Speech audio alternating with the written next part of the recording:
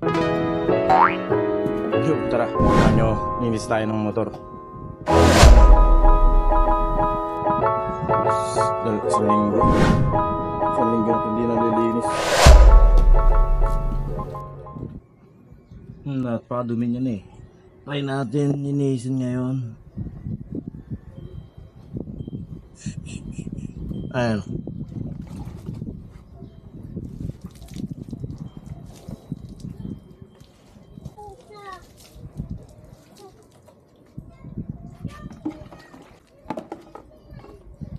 Pero naman time pang linis. Ito na lang gawin natin sabon. Kumukulo dahil mag-react dyan na nakakupas ko. Pero wala eh. Tapos gamitan na lang ganito. Para hindi nakakasugat gaano. Pabulayin lang natin itong sabon dito sa balde. Nahin natin yung mga fairings na maselan, magasgasan. Tsaka natin uli yung mga ilalim. Kasi may mga bato-bato eh.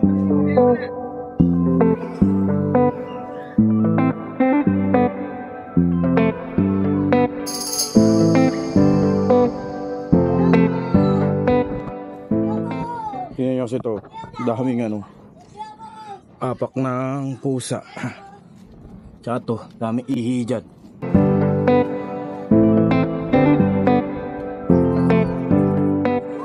Nasa natin may yung footboard dahil may eh, ihi. So, may mga ihi ito eh. Ihisin natin sa kiro.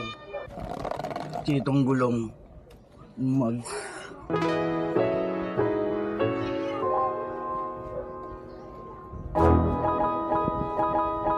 Ito ilalim. Yung shocks.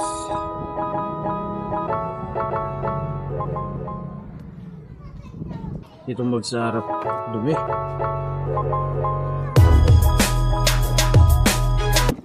Ito mga ilalim mo.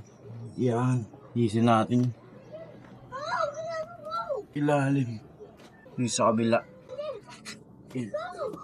Umapla. Ulawan na natin to.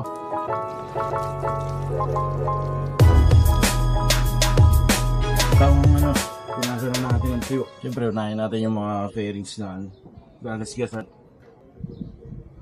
Kung magpupunas kayo ng motor, gamitin nyo yung malambot na tela, microfiber, para hindi magasgasan. Ito, yung sulok-sulok na ito.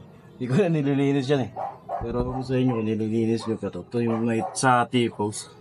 Pero punasan natin. Sinisin natin may itong mags. Kasi namumuti yan eh. Nasa yung maigi. Aray ko, YouTube pa ako. Diyan nga tapos ko nalinisan. Kinis na ulit siya.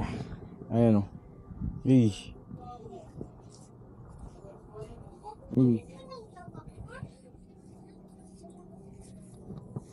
Nasa natin to.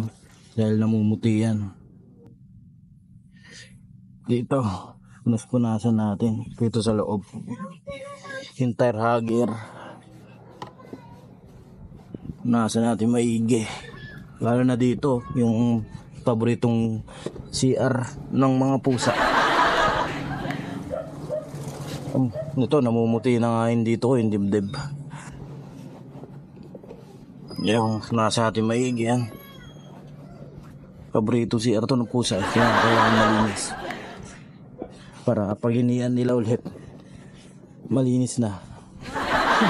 Hidumihan na lang nila ulit. Dito.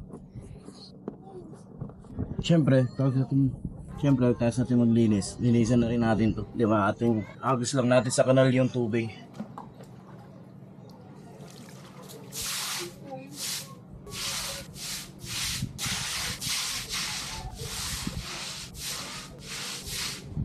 Ayun, pwede na yan. Yung motor ko nandun sa kabila. Ganyan nga malinis na. Sheesh. Pwede na ulit. CR ng pusa. Kaya, all goods na yan. Mainit naman dito eh. Matutuyo yan agad dyan. Pakainit. Sumiling na ako na pakainit. Kahit sa ulo.